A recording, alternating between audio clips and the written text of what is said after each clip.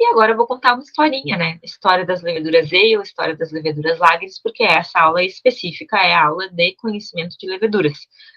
As leveduras ale, galera, são as leveduras mais diversas que existem dentro do universo cervejeiro. São as leveduras com maior plasticidade, que elas podem ser muito diferentes umas das outras, produzirem metabólitos muito diferentes. Elas já estão sendo usadas na vida dos hominídeos há mais de 10 mil anos. Elas têm uma capacidade de fermentar muito mais rapidamente do que as leveduras lagres. Elas toleram concentrações de etanol muito mais elevadas, né? Por isso que a gente utiliza leveduras ales para fazer cervejas de guarda, para fazer triple, quadruple, double, enfim, ou faz blends, né, com leveduras de espumante em conjunto, que também são leveduras ales. Isso significa o quê? Que elas têm uma tolerância ao etanol muito maior, porque, no geral, leveduras lagres também são sensíveis à produção de etanol.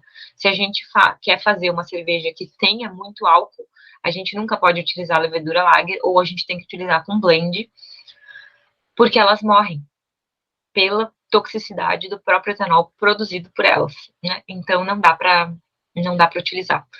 Elas floculam no geral na superfície carregando a biomassa carregada pelo próprio CO2 produzido por elas, por isso que elas não têm a capacidade de floculação, né?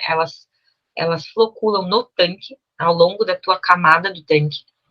Elas fermentam na escala dos 20 graus, 18 a 23, tem algumas variações, né, entre elas.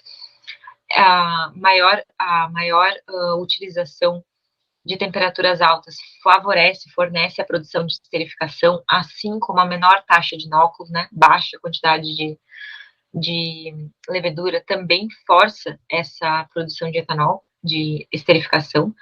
Elas conseguem fermentar em menos tempo, né, entre 5 e 8 dias, depende da cepa que a gente está falando. E existem sempre diferenças, tá? Entre as cepas de leveduras ales, eu trouxe duas aqui bem comuns, bem comerciais, que são utilizadas, e elas têm diferenças principais, né, entre elas, que é em relação à neutralidade ou à esterificação ou à acidificação. Então, tem muita variação entre elas, né, falando de cepas mais neutras, que entram naquele campo de neutralidade, e elas têm uma baixíssima produção de diacetil e baixa floculação, como já falamos, né? E a gente tem ainda outros grupos de cepas, né? A gente tem, como eu falei antes, as cepas neutras, que são aquelas duas que eu falei, e mesmo assim ainda existem diferenças entre elas, né? O S05 é extremamente mais neutra em relação a S04. A S04 traz uma acidez muito agradável também, mas que não agrada no geral, porque ela fica muito presente, ela fica muito perceptível.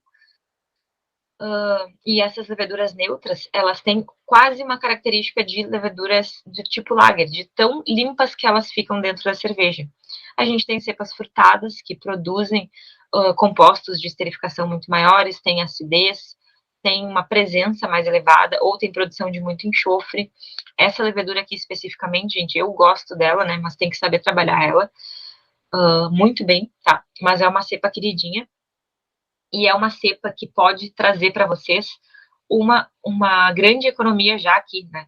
Por quê? Porque essa cepa, ela é muito maleável, ela tanto fermenta em temperaturas a 8, 9, 10 graus, quanto em temperaturas de 23, 24 graus, que é essa cepa Nottingham aqui, que é uma cepa frutada, só que ela tem um problema de trabalhar com ela, que ela produz um enxofre muito elevado, principalmente nas primeiras gerações. A partir da terceira geração, você não encontra mais enxofre presente na levedura, mas ela tá ali, né? Aquele enxofre é produzido principalmente nessas primeiras gerações. Mas sempre tem jeito para fazer isso, para retirar essa produção de esterificação, de enxofre dela, ou de sulfuroso, ou de enxofre, que é aquele cheiro de ovo podre. Fica muito no cheiro, no aroma, menos no sabor. Só que por que eu gosto de usar essa cepa? Porque eu consigo fermentar IPA, Pale, Helles, uma Cream Ale, uma Red Ale. Eu consigo fazer pelo menos aí 5, 6 estilos diferentes de cerveja utilizando a mesma cepa. Então ela é uma cepa coringa.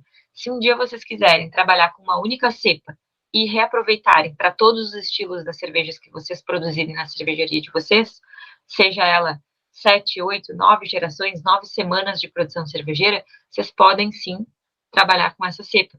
É uma cepa que eu já indiquei para algumas consultorias que eu já fiz, e a cervejaria hoje, uma delas, roda 12 estilos usando apenas essa cepa, mais uma cepa para Weizen, uma cepa de Muni Classic. Então, se tu tiver ela e uma Muni Classic, tu consegue fazer toda a gestão da tua fábrica inteira usando um único fermento. O que te causa isso? Uma enorme economia de custo. Por quê? Tu vai fazer, tu tem que começar com estratégias, né? Tem que fazer sempre da cerveja, começar da cerveja mais limpa, ou que tenha menor lupulagem, ou que seja mais leve, porque ao longo dessas fermentações e que tu vai adicionando em ambientes mais lupulados, mais carregados, com maltes escuros, a levedura ela vai absorvendo isso, né? Ela vai ser muito a cara da cerveja que ela está produzindo, né? Então, vocês têm que ter a noção de que vocês estão usando um único fermento para fazer a gestão inteira da fábrica de vocês. Mas é possível, tá? Então, eu trouxe aqui um exemplo dessa cervejaria que eu apliquei isso e hoje funciona maravilhosamente bem. E a gente ainda tem a presença de cepas fenólicas, lembrando que todas essas são ale. Ah, e aqui não falei um detalhe, né, importante, mas tem uma cerveja muito conhecida nossa, e uma cerveja da OPA também, quando eu estava lá, né, a gente fazia, é a Budweiser. Budweiser é produzida, fermentada com Nottingham, e é uma lager, né, não é uma lager porque não é uma cepa lager, mas é uma cerveja tipo Pilsen, né, é uma cream ale, só que ela fica extremamente limpa e entra dentro, fica caracterizada dentro do estilo de uma Pilsner, de uma American Pilsner, então, ou uma American Light Lager, porque ela fica extremamente limpa, só que ela fica com um frutado muito agradável e ela tem a característica principal de secar muito, porque ela tem habilidade, ela tem 95% de atenuação de extrato. Então a gente fica com residual de açúcar, de residual de açúcar muito baixo. A gente consegue atingir um extrato de 0,8 até 1 grau plato utilizando essa cepa. Então, se vocês querem uma cerveja também com um corpo mais elevado, vocês têm que parar a fermentação antes. Então, tem macetes para trabalhar com essa levedura. E dominando isso, né, vocês sabendo disso agora, vocês conseguem trabalhar muito bem a plasticidade, a maleabilidade, a mobilidade dessa cepa que é tão incrível, né? Eu sou muito fã dela. Por isso. E a gente tem as cepas fenólicas, que são todas as cepas que vão trazer para a gente características de fenóis, características de esterificação. Coloquei uma listinha ali abaixo, que tem todos os ésteres produzidos em relação aos aromas que a gente tem na contrapartida, né? Que são todos aqueles que estão naquela tabela ali. Então, a gente tem as cepas com essas características. A gente quer fazer todas as escolas belga ou algumas de trigo da escola alemã, a gente utiliza esse arsenal de cepas fenólicas, né? Tudo isso está dentro daquele catálogo de fermento que eu coloquei, que eu disponibilizei para vocês.